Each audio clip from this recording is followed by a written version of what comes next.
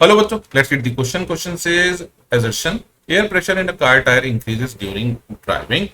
A reason absolute 0 degree temperature is not zero energy temperature.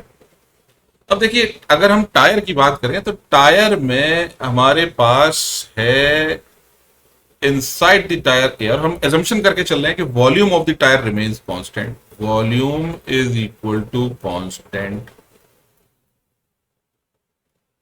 अब अगर volume constant है तो इसका मतलब क्या हो गया? इसका मतलब ये हो गया कि जो नंबर ऑफ मॉलिक्यूल्स हैं they are also fixed. Number of molecules हमको ऐसे रिप्रेजेंट किए हुए हैं, दे आर आल्सो फिक्स्ड. ये सब नंबर ऑफ मॉलिक्यूल्स है, रैंडमली हमने इसको अरेंज करा रखा है. अब नंबर ऑफ मॉलिक्यूल हमारे फिक्स हैं टायर के अंदर, तो इसका मतलब ये हो गया कि टायर में अगर जब टायर मूव करेगा, टायर मूव करे तो टायर तो परफेक्टली रिजिड होता नहीं है, तो ये थोड़ा सा कंप्रेस हो जाता है, जिसकी वजह से क्या होगा, फ्रिक्शन यहां पर एक्ट होने लगेगा फॉरवर्ड डायरेक्शन में. जब फ्रिक्शन लगेगा तो फ्रिक्शन की वजह से क्या होगा, इसमें थर्मल एनर्जी जनरेट होगी. और ये थर्मल एनर्जी किसके पास जाएगी? कुछ सराउंडिंग में जाएगी और कुछ इन मॉलिक्यूल्स को मिल जाएगी. इसीलिए हमने देखा है कि जब गाड़ी चलती है तो टायर गर्म हो जाते हैं.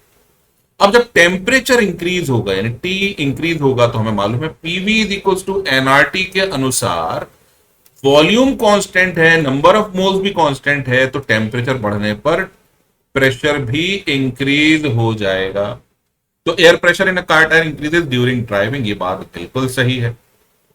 Now coming to the next part, absolute 0 degree temperature is not zero energy temperature. अब हम जानते हैं कि एनर्जी जो होती है that is equal to 3/2 kT for one molecule.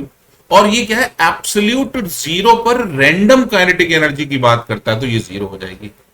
और ये है रैंडम काइनेटिक एनर्जी, रैंडम.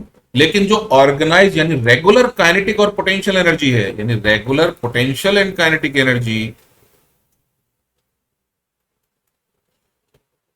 ये एट 0 केल्विन नॉन जीरो रह सकती है.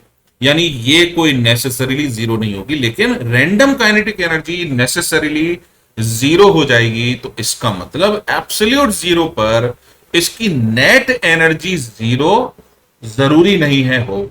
यानी उसके पास पोटेंशियल एनर्जी भी हो सकती है, या उसके पास क्वांटम मैकेनिकल इफेक्ट्स की वजह से भी एनर्जी हो सकती है. इसका मतलब absolute 0 degree temperature is not zero energy temperature. ये बात बिल्कुल सही है, बट रीजन एजर्शन को एक्सप्लेन नहीं करता. यानी इन दोनों स्टेटमेंट में कोई भी डायरेक्ट कनेक्शन नहीं दिखाई दे रहा. यानी हम इससे ये डिफाइन नहीं कर सकते कि प्रेशर इंक्रीज क्यों होगा टेम्परेचर के इंक्रीज होने की वजह से. तो हमारा आंसर होगा answer number 2. I hope you understood the solution. Thank you.